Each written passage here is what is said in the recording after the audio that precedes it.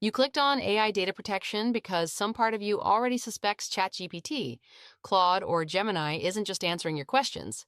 It's keeping them, and you're sharp enough not to just trust a settings toggle.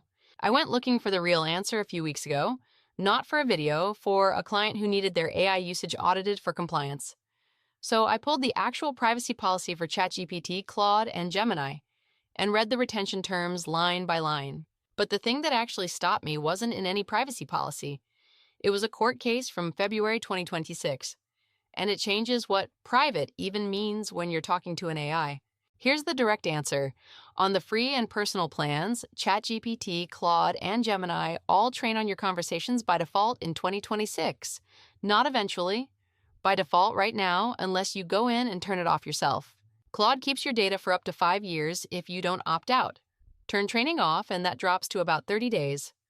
Gemini trains through a setting called Keep Activity, and even after you turn it off, any chat a human reviewer already looked at can be kept for up to 3 years. ChatGPT's retention window is 30 days for safety review, and that applies no matter what you toggle off. But here's the part most people miss. A federal court ordered OpenAI to preserve every ChatGPT conversation indefinitely, including ones you already deleted, and that order is still active in 2026. Business and team plans across all 3 platforms are the exception, excluded from training by contract, not by a toggle you have to remember to flip. If you want to turn it off yourself on a personal plan, ChatGPT, its settings, data controls. Claude, its privacy settings, model improvement. Gemini, it's the Keep Activity toggle.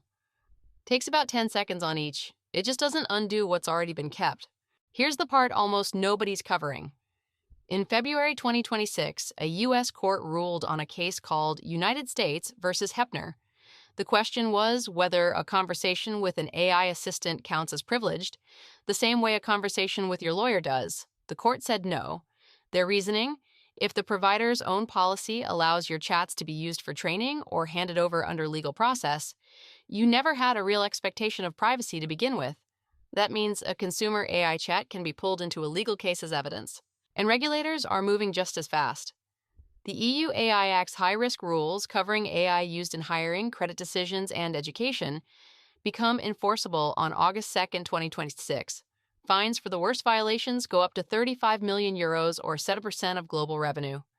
GDPR regulators aren't waiting on that deadline either.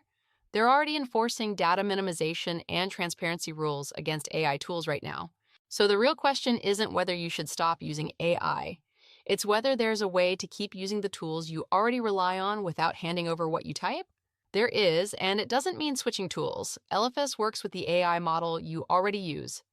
ChatGPT 5.5, Claude Opus 4.8, Gemini, Grok, Perplexity, or Elephas's own built-in local models.